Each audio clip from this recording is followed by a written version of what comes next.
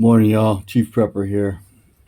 Let's look at the 300,000 number that's going to be NATO troops surrounding or on the border with Russia. We already have a large number of troops there, so either one of two things have happened. They're publicly announcing the troop deployments, as in we've already got them there. Or if they're actually going to plus them up like they're what they say on top of what is already there,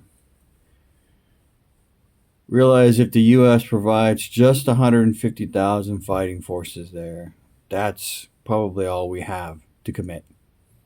When we have all of the military bases that the fighting forces occupy here in the U.S. during peacetime, and technically we were at peace because we weren't in Afghanistan and in Iraq, at least not like we were, you know, a brigade is roughly 5,000 soldiers. A division is about 15,000.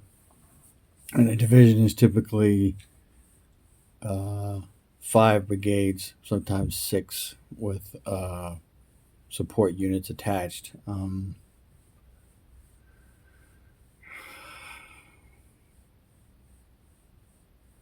So if you look at that number and you look at all the bases we occupy, we only have 1st Cavalry Division up in Fort Hood. That's the only mechanized division left in the Army. I think we have 4th ID has some, but mostly it's the 1st Cav.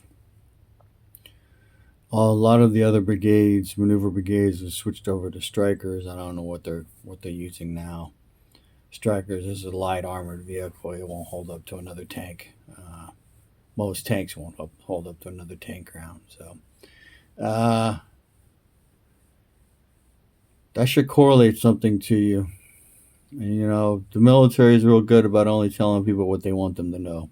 So I'm hoping that this is just a we already got the soldiers there routine and not a we're going to put them there. Because if we're going to put them there, there's a good chance that the U.S. will shoulder half or more of the troop requirements because the U.S. makes up most of NATO.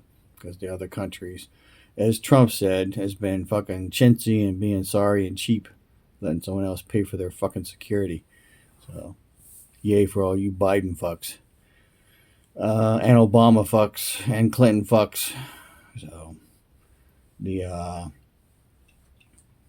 policies have been bad. Doesn't matter what YouTube thinks. Fuck YouTube.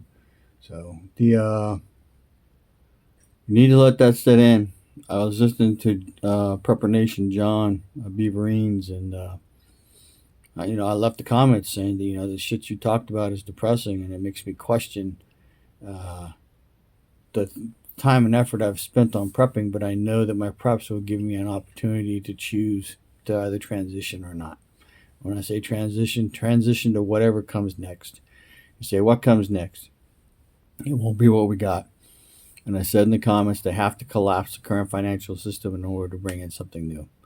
So, and then there are government officials across the board that are involved. What happens when it happens?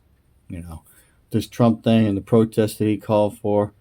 Sometimes I wonder if he's not a part of the fucking swamp, because if he causes protests, and there will surely be some kind of fucking plant in them with an AR or an AK so that they can go, all right, we need to take those away from people because they're dangerous.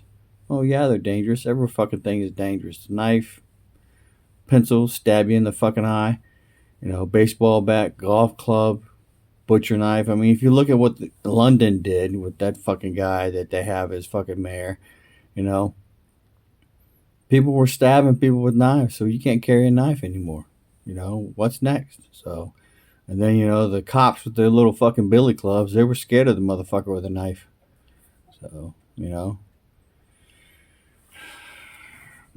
outlawing weapons isn't going to change how dangerous it is. It's just going to change what the fucking criminal uses to hurt people.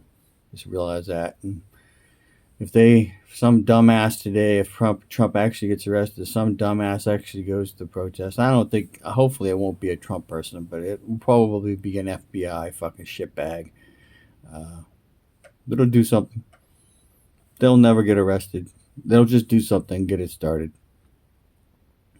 There's evidence that there were fucking people in black uniforms during J6 that nobody will identify. They have pictures of them. They won't identify them. So do not go to Trump's protest. That's my advice. We need to sit back and we need to continue to prepare. I don't think even though there's so many more of us than the military and the government, I don't think there's enough of us to kill them all. And it would have to be fast within 30 days. And after the first day or two, it would be hard fighting. So anyway, understand, bad shit's coming. Information is knowledge and power. Chief Prepper, out.